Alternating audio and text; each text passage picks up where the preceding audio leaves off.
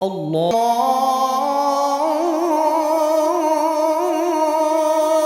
আকবার। সূরা আল কাহফ। আমি বিতাড়িত শয়তান থেকে আল্লাহর কাছে সাহায্য প্রার্থনা করছি। শুরু করছি মহান আল্লাহর নামে, যিনি পরম করুণাময় ও অসীম দয়ালু।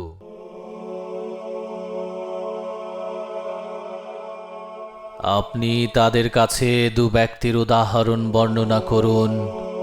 আমি তাদের একজনকে দুটি আঙুরের বাগান দিয়েছি এবং এ দুটিকে খর্জুর বৃক্ষ দ্বারা পরিবেষ্টিত করেছি এবং দুইয়ের মাঝখানে করেছি শস্যক্ষেত্র। উভয় বাগানই ফলদান করে এবং তা থেকে কিছুই হ্রাস করত না, এবং উভয়ের ফাঁকে ফাঁকে আমি নহর প্রবাহিত করেছি। সে ফল পেল। অতঃপর কথা প্রসঙ্গে সঙ্গীকে বলল, আমার ধন সম্পদ তোমার চাইতে বেশি এবং জনবলে আমি অধিক শক্তিশালী। নিজের প্রতি জুলুম করে সে তার বাগানে প্রবেশ করল।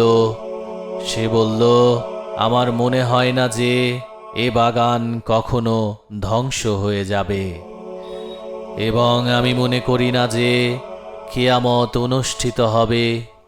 যদি কখনো আমার পালনকর্তার কাছে আমাকে পৌঁছে দেওয়া হয়, তবে সেখানে এর চাইতে উৎকৃষ্ট পাব। তার সঙ্গে কথা প্রসঙ্গে তাকে বলল, তুমি তাকে অস্বীকার করছো যিনি তোমাকে সৃষ্টি করেছেন মাটি থেকে, অতঃপর বীর্য থেকে, অতঃপর পূর্ণাঙ্গ করেছেন তোমাকে মানবাকৃতিতে। কিন্তু আমি তো কথাই বলি, আল্লাহই আমার পালনকর্তা, এবং আমি কাউকে আমার পালনকর্তার শরীক মানি না। যদি তুমি আমাকে ধনে ও সন্তানে তোমার চাইতে কম দেখো, তবে যখন তুমি তোমার বাগানে প্রবেশ করলে তখন এ কথা কেন বললে না যে আল্লাহ যা চান তাই হয়? আল্লাহর দেয়া ব্যতীত কোনো শক্তি নেই।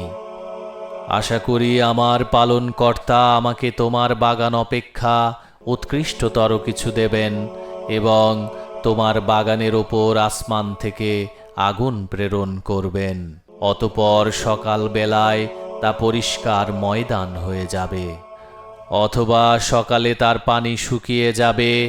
অতঃপর তুমি তা তালাশ করে আনতে পারবে না।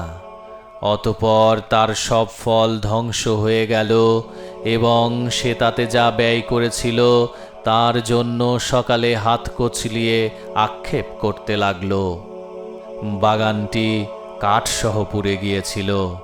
সে বলতে লাগল, হায়, আমি যদি কাউকে আমার পালনকর্তার সাথে শরীক না করতাম। আল্লাহ ব্যতীত তাকে সাহায্য করার কোনো লোক হলো না, এবং সে নিজেও প্রতিকার করতে পারল না। এরূপ ক্ষেত্রে সব অধিকার সত্য আল্লাহর। তাঁরই পুরস্কার উত্তম, এবং তাঁরই প্রদত্ত প্রতিদান শ্রেষ্ঠ। তাদের কাছে পার্থিব জীবনের উপমা বর্ণনা করুন, তা পানির ন্যায় যা আমি আকাশ থেকে নাজিল করি। অতঃপর এর সংমিশ্রণে শ্যামল সবুজ ভূমিজলতা পাতা নির্গত হয়। অতঃপর তা এমন শুষ্ক চূর্ণ বিচূর্ণ হয় যে বাতাসে উড়ে যায়। আল্লাহ এ সব কিছুর উপর শক্তিমান। ধন ঐশ্বর্য, সন্তান সন্ততি, পার্থিব জীবনের সৌন্দর্য এবং স্থায়ী সৎকর্মসমূহ আপনার পালনকর্তার কাছে প্রতিদান ও আশালাভের জন্য উত্তম।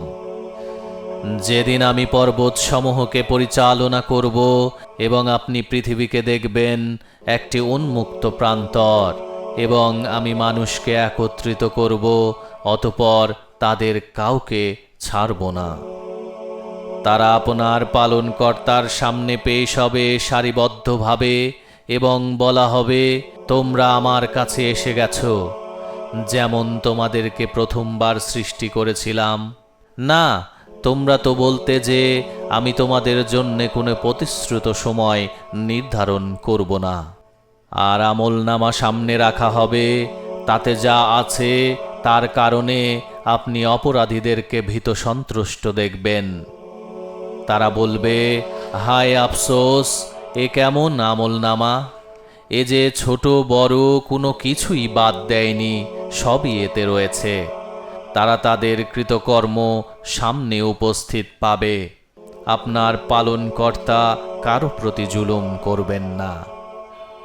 যখন আমি ফেরেশতাদেরকে বললাম আদমকে সিজদা করো, তখন সবাই সিজদা করল ইবলিশ ব্যতীত।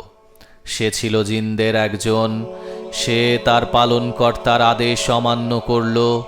অতএব তোমরা কি আমার পরিবর্তে তাকে এবং তার বংশধরকে বন্ধুরূপে গ্রহণ করছো, অথচ তারা তোমাদের শত্রু?